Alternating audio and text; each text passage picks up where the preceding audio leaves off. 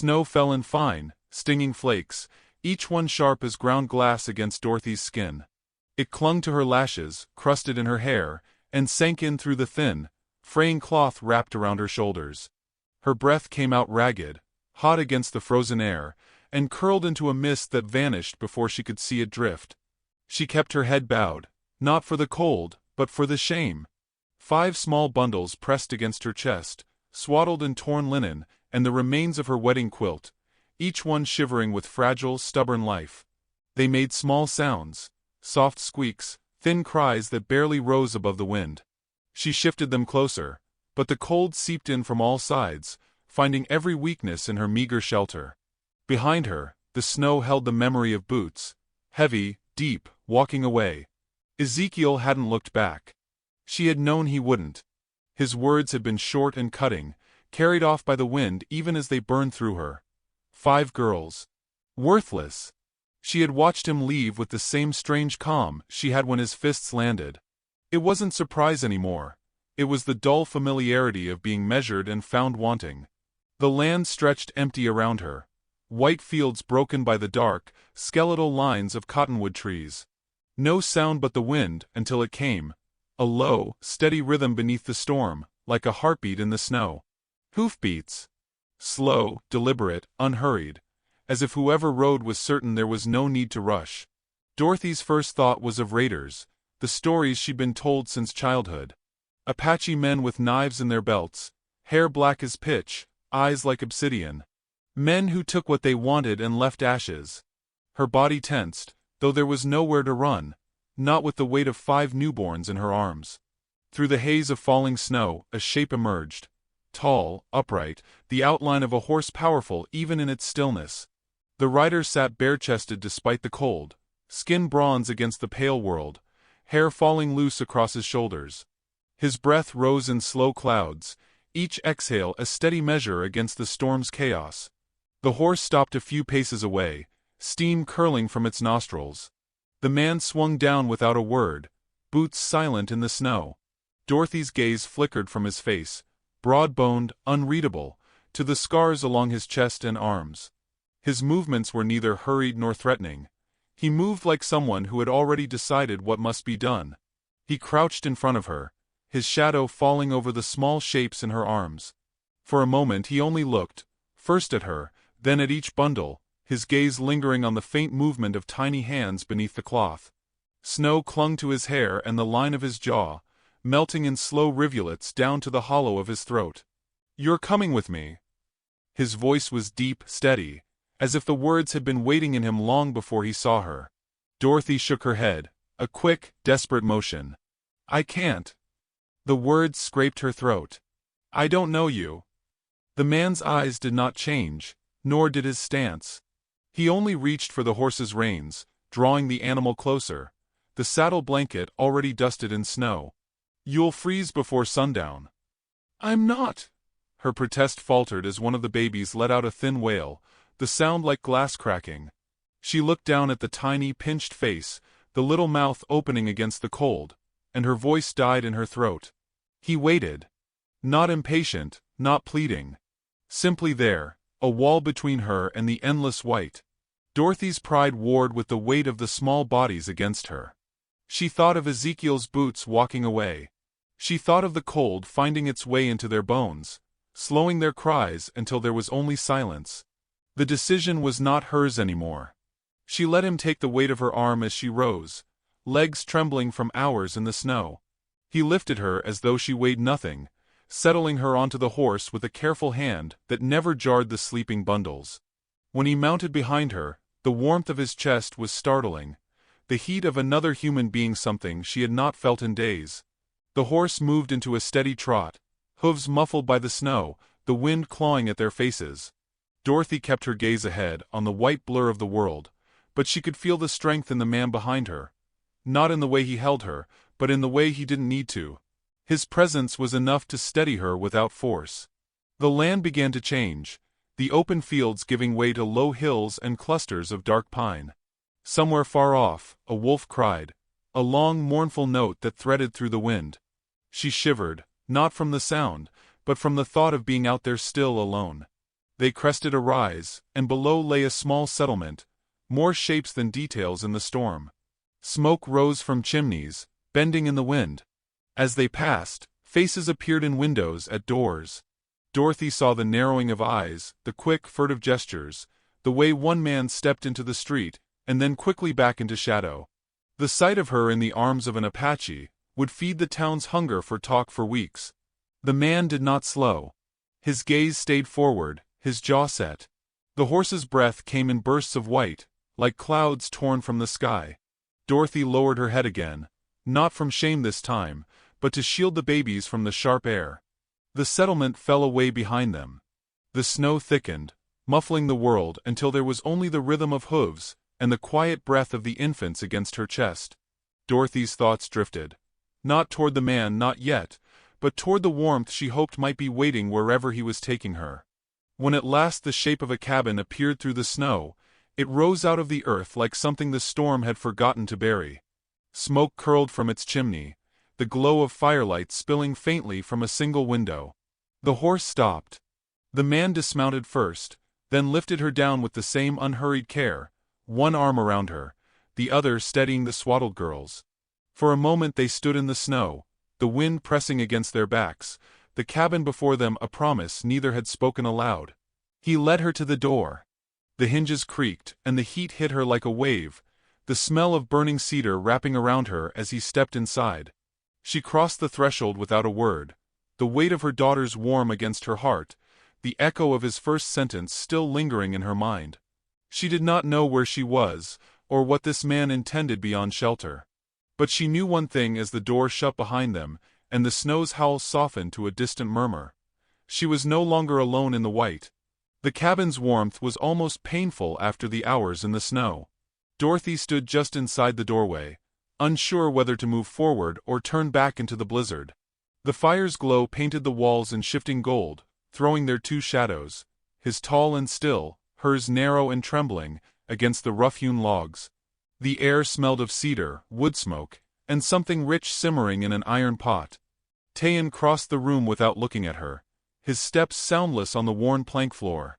He set down his rifle in the corner, then knelt by the hearth to add another log.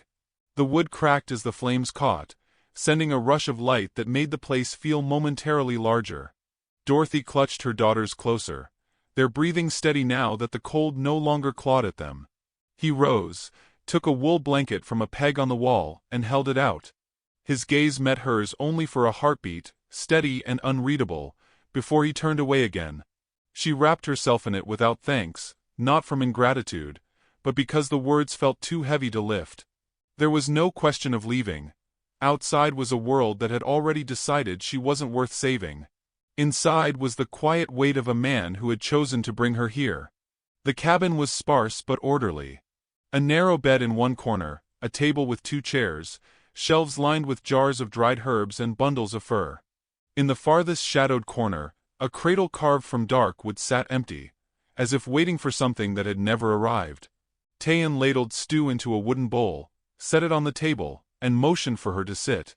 She hesitated, swaying slightly from exhaustion, then lowered herself into the chair. The scent of venison and wild onion rose with the steam.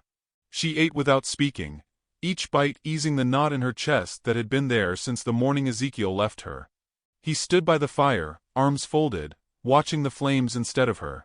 When she finished, she tried to rise, but her legs shook. He stepped forward, not touching her, but close enough that she felt his presence like a wall. "There," he said simply, nodding toward a low cot near the hearth. She laid the babies down, their small bodies swaddled together beneath the quilt he had spread. One whimpered, and before she could move, he was there, lifting the child with surprising gentleness. He swayed in a slow, silent rhythm until the tiny face relaxed into sleep. Dorothy watched from the chair, the sight nodding something inside her. No man she had known, certainly not Ezekiel, would have held a baby that way. She did not speak. She didn't trust her voice not to betray the things she was feeling, but wasn't ready to name. Outside, the storm pressed its weight against the walls, a muted howl wrapping around the cabin. Inside, the only sounds were the fire's crackle, and the occasional shifting of the babies in their sleep. Days began to form a quiet pattern. Tayan left at first light, returning with game slung over his shoulder, or baskets of wood balanced in one arm. He moved through the cabin without excess talk, but never without awareness, setting food where she could reach it, making sure the fire never burned low. She tried to help where she could, washing dishes, sweeping the floor, mending small tears in the blankets. Once, she offered to accompany him outside, to gather wood or check his traps, but his gaze lingered on her bruised cheek before he shook his head. Not yet. In town, the story of her arrival took root. She knew it by the way Hattie Klein's letters began arriving. Small notes tucked into baskets of flour or cloth, each one a neat tangle of gossip and caution. "Silas Hart says you were taken," one note read. "Some believe it. Some want to." Dorothy burned them in the stove before Tayan could see. She wasn't sure why she hid them. Maybe because she feared what he might do if he knew the full weight of the rumors. Or maybe because a part of her was tired of every man's fight ending in her ruin. One morning, she woke to the smell of smoke sharper than usual. Tayan was crouched by the hearth, roasting strips of venison. His hair was damp, his skin flushed from the cold outside. A fresh kill lay on the table, the hide already half-skinned. He didn't look up when he said, "The snow's deep. Wolves are close." She pulled her shawl tighter, feeling the baby's warmth where they lay swaddled on the cot. "Closer than the town?" she asked. His eyes flicked toward her then, just long enough for her to see the shadow of something unspoken. Different kind of teeth. They didn't speak of it again, but she understood. Whatever danger the wolves posed, the ones with human faces carried a sharper bite. It was during one of those long cold evenings that she noticed the cradle again, sitting in its corner. The polish on the wood had dulled. A thin layer of dust clung to the edges. She asked nothing, but the way Tayan's gaze slid away from it told her enough, that it was part of his past, not meant for her questions. She began to learn his rhythms, how he sharpened his knife by lamplight, how he always checked the latch on the door twice, how he paused for the briefest moment before taking food from the pot, as if listening for something beyond the cabin walls. One night, the babies woke restless, their small voices rising in overlapping cries. Dorothy rose to tend them, but Tayan was already there, lifting two at a time into his arms. His voice was low, almost a hum, not quite a song but close enough to still them. Dorothy watched from the bed, her heart tightening with something that felt dangerously like trust. In the days after, she found herself standing at the door when he left in the mornings, not to follow, but to watch the line of his shoulders as he disappeared into the trees. She told herself it was only to know how far he went, how long before he might return. Late one afternoon, as the snow began again, she caught sight of movement on the ridge beyond the clearing. Two riders, their shapes small against the gray sky, paused before turning back toward town. Tayan saw them too, his hand resting briefly on the butt of his rifle before dropping away. "They'll come closer," he said, more to the fire than to her. Dorothy's breath caught. "For me?" His gaze met hers, calm and unwavering. "For what they think is theirs." That night, the wind screamed across the roof, rattling the shutters. Tayan sat by the hearth with his rifle across his knees, the lamplight painting his face in lines of gold and shadow. Dorothy lay awake on the cot, her daughters warm and breathing against her. She closed her eyes and listened to the steady creak of the chair as he kept watch, the sound like a promise carved out of the storm.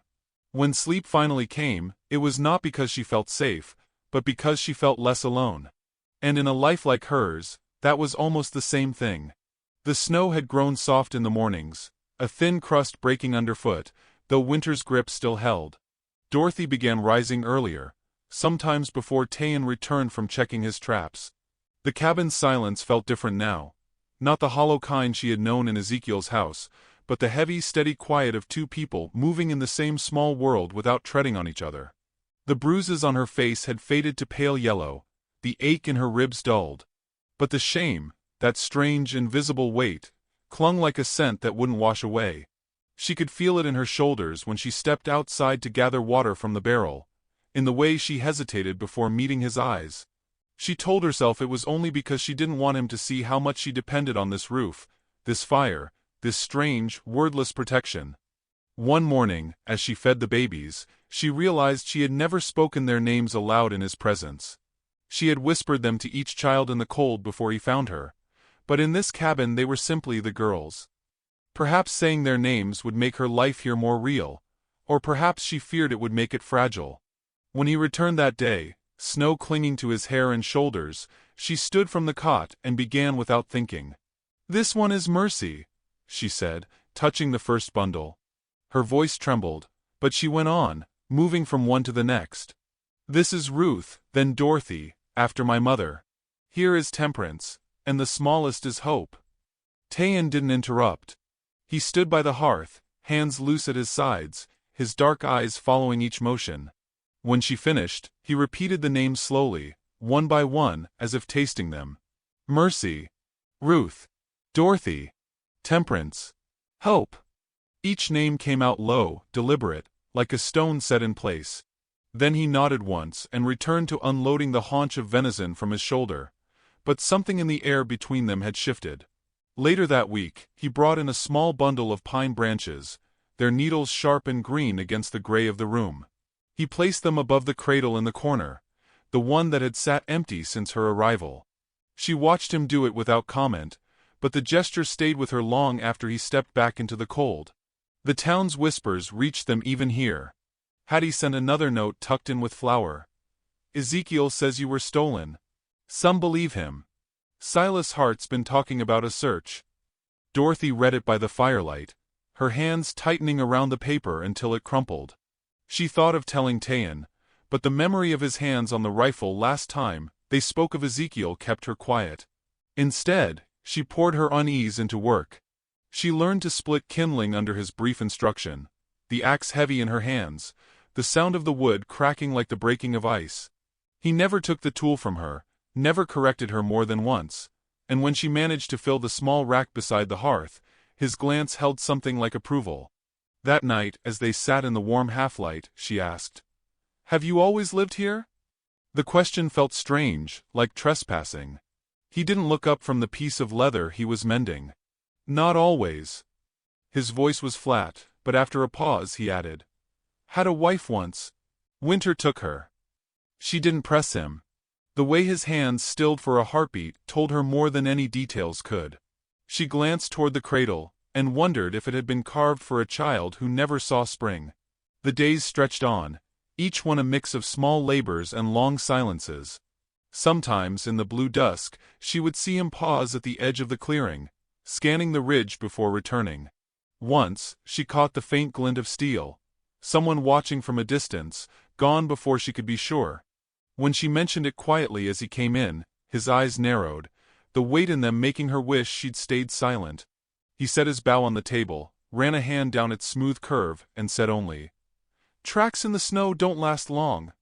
She understood his meaning, both as comfort and as warning. That night, she dreamed of footsteps fading behind her, the same as the day Ezekiel left.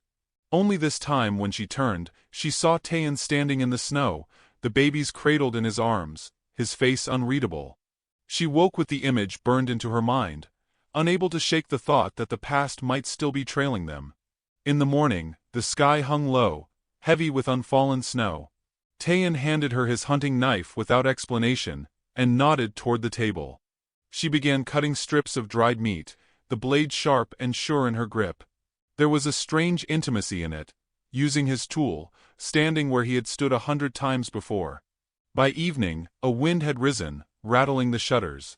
She wrapped the babies in their quilt, the scent of smoke and pine in their clothes. Tayan sat by the fire, sharpening the knife with slow, even strokes, his gaze fixed on the flames. The quiet between them was different now. It was no longer the silence of strangers, but of two people who had learned not to waste words. Still, when the distant sound of hoofbeats carried through the wind, she felt her body go rigid. He set the knife aside, listening. The sound faded after a minute, swallowed by the storm, but the look in his eyes told her he knew as well as she did. It was only a matter of time before those steps stopped outside their door. She didn't ask what he would do when that time came. She wasn't sure she wanted the answer. But as she lay down that night, the babies breathing softly against her, she realized she'd begun to believe that if anyone could stand in the way of whatever came, it would be him. The snow came heavy that week, the kind that blurred the line between earth and sky. It fell in thick veils, muting the sound of the world until the cabin seemed like an island adrift in a white, soundless sea. Dorothy kept the babies close to the hearth, their tiny fists opening and closing in sleep.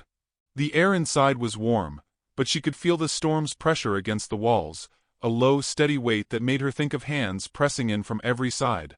Taein moved differently now, slower, but with a kind of watchfulness that made the space between his glances feel longer. He went out less often, and when he did, he returned quickly, snow plastered to his hair and shoulders. He checked the shutters twice, tested the door latch 3 times before nightfall. On the second day of the storm, a knock came, not on the door, but against the window frame. Dorothy startled, heart thudding, until she saw a small bundle of cloth tied to a stick, propped against the sill. Taein brought it inside. Inside the cloth was a folded note, the letters sharp and deliberate. Ezekiel is gathering men. He says he'll finish what he started. Be ready. There was no name, but Dorothy knew it was from Hattie. She wanted to ask him what they should do, but the way he stood there, shoulders squared, jaw still, told her he already knew. He set the note in the fire without reading it twice, watched it curl into ash, then began oiling his rifle in silence. That night, the wind howled against the roof, rattling the chimney. Dorothy stitched a tear in one of his shirts, the needle trembling in her hand. He sat across from her, the rifle across his knees, working the cloth of his cleaning rag over the barrel in slow, practiced motions. Neither of them spoke, but every so often, their eyes met across the lamplight, holding for just a breath before moving away. By morning, the snow had deepened to the height of her knees. Taein split more wood than usual, stacking it high by the door until it looked like a wall. He didn't say why, but she understood. More heat, more light, more strength if the night turned long. She busied herself with baking the last of the flour into bread, her hands moving automatically, mind fixed on the distant sound of hoofbeats that sometimes surfaced beneath the storm's roar. Late in the afternoon, the fire burned high, the babies swaddled together in the cot. Taein returned from outside carrying a bundle of rabbit hides and a fresh cut of meat. His face was wind-chapped, his hair dusted white, but his eyes were sharp, scanning the edges of the room as if committing every corner to memory. "They'll come through the pass," he said finally, his voice low. "Not today. Soon." Dorothy's throat felt tight. "Why not leave? There's the town."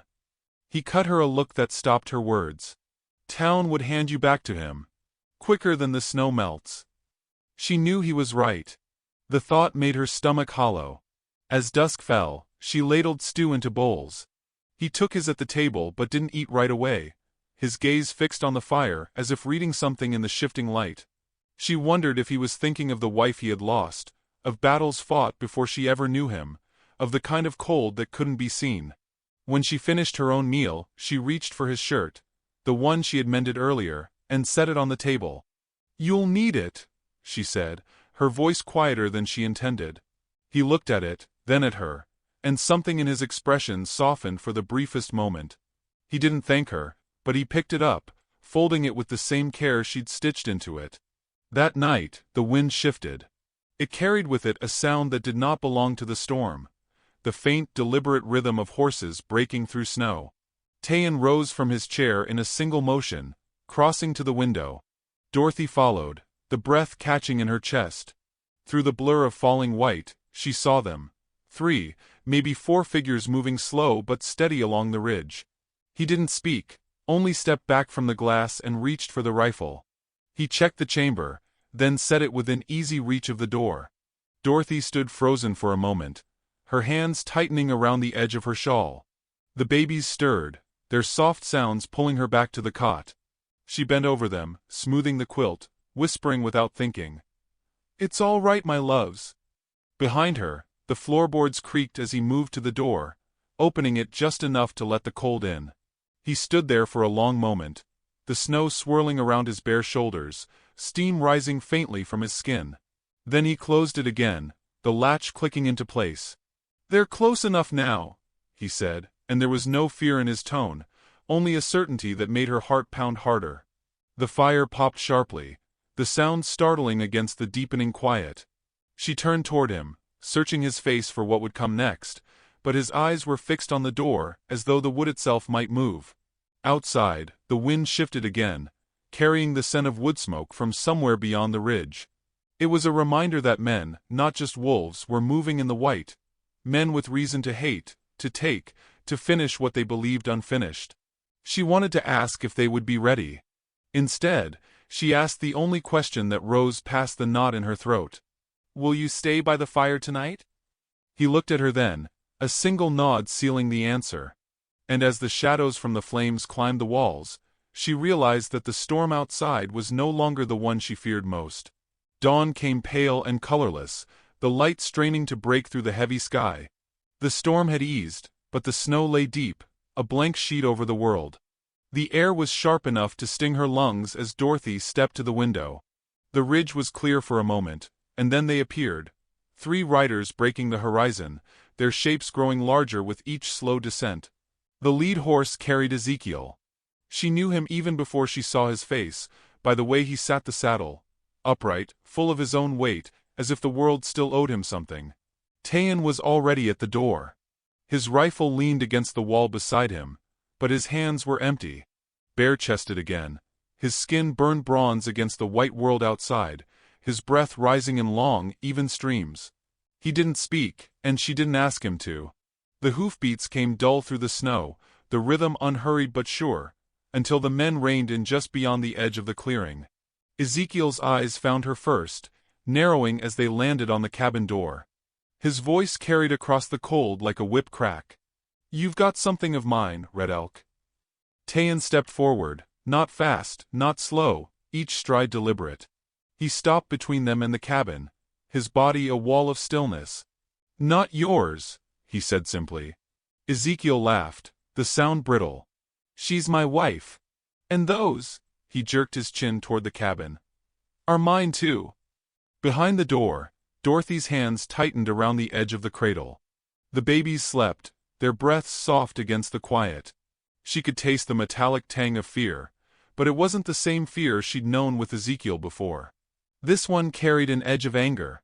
One of the other men shifted in his saddle, uneasy. "Ezekiel," he began, but Ezekiel cut him off. "She comes now, or I take her." He leaned forward, eyes locked on Tayan. "You think I'm afraid of an Apache?" Tayan didn't answer.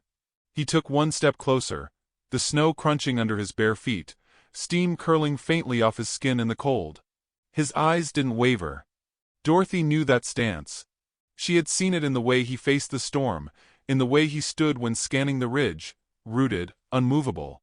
And suddenly she understood. He was not waiting for permission to protect her. He was already doing it. The wind shifted, carrying the smell of wood smoke from the cabin toward the men. Ezekiel's gaze flicked toward it, toward the thought of warmth and shelter, and for the briefest moment, she saw something like uncertainty in his face. It was small, but enough. Dorothy stepped outside. She didn't remember deciding to. Her feet simply carried her past the doorframe, the cold biting instantly at her skin. She held 2 of her daughters in her arms, the quilt wrapped tight around them. Ezekiel's jaw tightened. "Get back inside, Dorothy."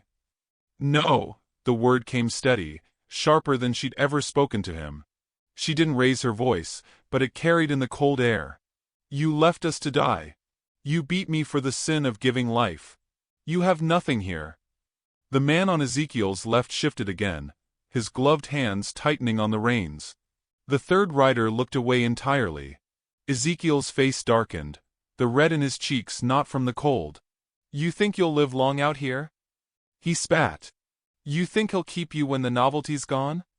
Dorothy felt Tayan's presence beside her, not touching, but close enough that the heat of him cut through the cold.